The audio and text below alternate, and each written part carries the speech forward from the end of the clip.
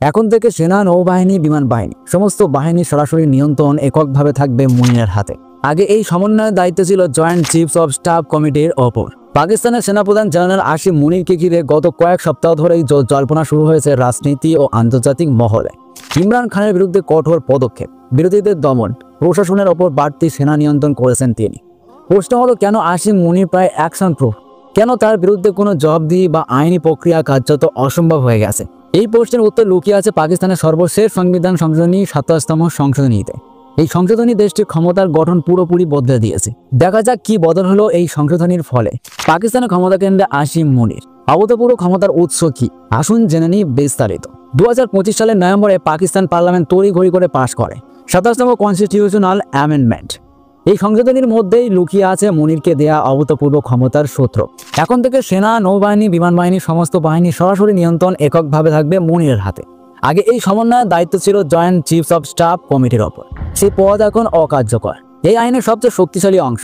মুনির এখন আজীবন নিরাপত্তা পাবেন আইনি দায়বদ্ধতা থেকে, অর্থাৎ তার বিরুদ্ধে সাধারণ আদালত, তদন্তকারী সংস্থা বা বিচার ব্যবস্থা কার্যকরভাবে ব্যবস্থা নিতে পারে না। পাকিস্তানের সামরিক কাঠামোয় এক নজিরবিহীন উন্নতি। এই র্যাঙ্ক নিশ্চিত করে তার পথ শেষ হবে না।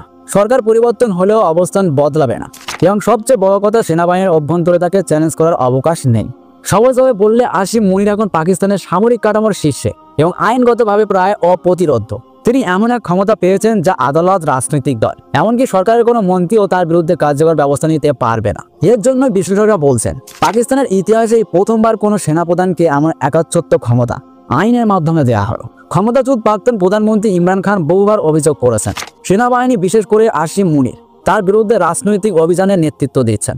ইমরান খানের গ্রেপ্তার হওয়া, তার দলের ওপর দমন পীড়ন, আদালতের হস্তক্ষেপ, সবকিছুর জন্যই তিনি সেনা নেতৃত্বকে দায়ী করেছেন। প্রশ্ন উঠছে, মুনিরের ভূমিকা নিয়ে এত অভিযোগ উঠলেও তার বিরুদ্ধে কি তদন্ত হবে? উত্তর হলো না, কারণ আইন এখন তাকে তা থেকে সম্পূর্ণ সুরক্ষা দিয়েছে। ঠিক এই কারণে আন্তর্জাতিক মহল থেকে শুরু করে পাকিস্তানের নাগরিক সমাজ পর্যন্ত বলছে, এ এক ধরনের আইনি চাল, যার আড়ালে মুনিরকে কার্যত জবাবদিহি থেকে মুক্ত করে দেওয়া হয়েছে। 27তম সংশোধনীর মাধ্যমে সেনাপ্রধান প্রথমবার সাংবিধানিকভাবে সবচেয়ে শক্তিশালী ব্যক্তি হয়ে উঠলেন।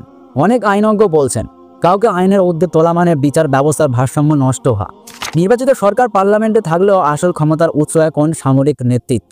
এতে সরকারের সিদ্ধান্ত গ্রহণ প্রক্রিয়া আরও সীমিত হবে বলেই মনে করছে বিশেষজ্ঞরা।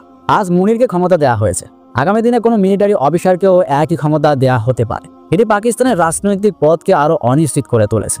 আইন, প্রশাসন ও রাজনীতিকে পাশ কাটিয়ে এই যে নতুন ক্ষমতার কাঠামো তৈরি হয়েছে, এটি পাকিস্তানের ভবিষ্যৎ রাজনীতিকে কিভাবে বদলে দেবে, সেটাই এখন সবচেয়ে বড় প্রশ্ন।